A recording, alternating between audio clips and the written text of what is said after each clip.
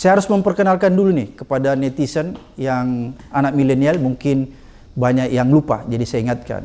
Beliau ini adalah pakar ilmu politik dan ilmu pemerintahan, dan tercatat dalam sejarah Republik ini adalah sebagai pencetus dimulainya sistem otonomi daerah pasca Orde Baru.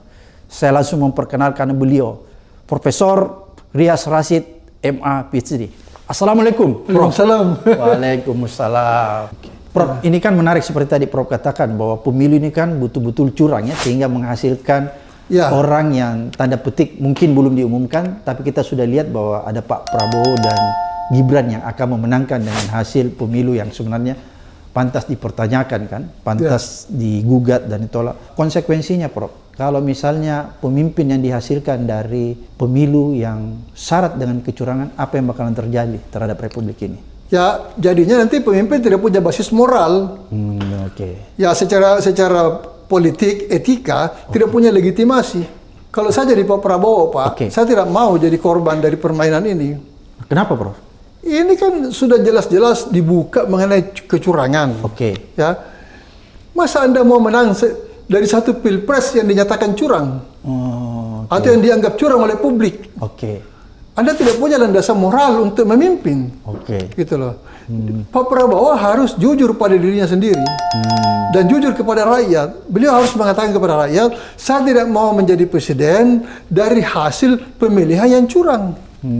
Saya tidak mau menjadi produk dari pemilihan curang. Ya, apalagi saya baca di beberapa berita, itu Gerindra sendiri dan beberapa partai pengusung 02 kan menyebut adanya kecurangan. Artinya secara moral mereka juga tahu bahwa kecurangan itu tidak bagus. Ya, seharusnya ada keluar pernyataan ya, menolak kecurangan dan minta supaya kecurangan itu diusut. Kami mau menang secara bersih. Mesti ada yang keluar begitu. Jadi rakyat itu terhibur. Jangan sampai ada kesan, maaf ini, seolah-olah Pak Prabowo menikmati kecurangan ini. Kan kasihan beliau. Beliau itu adalah korban dari kecurangan yang dilakukan oleh Jokowi dan teman-temannya tahun 2019. Itu jelas itu. 2019, kalau 2014 sama saya tanda tanya. Jadi 2019 itu Jokowi menang curang sudah menuju ke jabatan kedua kan? Jadi dia sudah mengendalikan seluruhnya, termasuk KPU dan sebagainya itu. Ya, jadi sebenarnya Pak Prabowo itu korban. Itu adalah korban dari kecurangan pilpres. Tahun 2019. Iya. Pada satu ini saya buka aja terus terang. Karena kita perlu angkat kebenaran ini. Saya pernah bicara dengan Pak Prabowo. Saya bilang, Pak, Bapak sadar nggak kalau tahun 2019 itu Bapak menang? Tahu dia bilang gitu. Tahu, Pak. Bapak itu dicurangi kan? Iya, dia bilang gitu.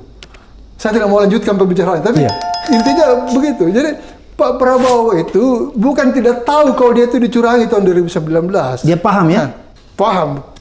Pertanyaan moralnya sekarang, apakah beliau mau menang dengan cara yang sama dengan yang dilakukan oleh lawannya dulu?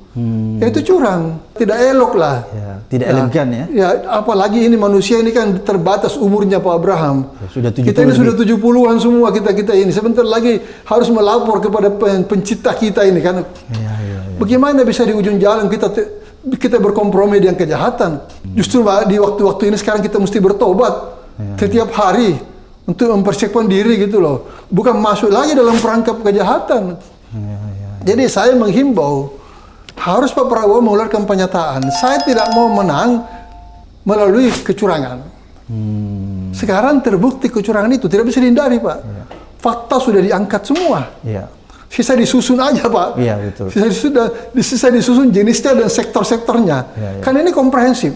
Ini sistematis, apa istilahnya TSM kan?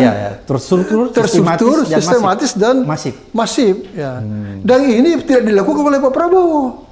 Tidak ada alasan untuk menuduh Pak Prabowo sebagai pihak yang melakukan TSM ini. Jadi siapa yang melakukan, Pak? Ini penguasa di bawah kepemimpinan Jokowi. Jokowi yang bertanggung jawab dan semua. KPU dibentuk oleh dia. Masa mau dikorbankan untuk kedua kalinya? Hanya demi seorang anak putra mahkota ini. Ya, duduk dalam jabatan yang secara etis itu dipersoalkan itu. Kan kasihan Pak Prabowo. Ini kalau mereka mau jujur menilai Pak Prabowo.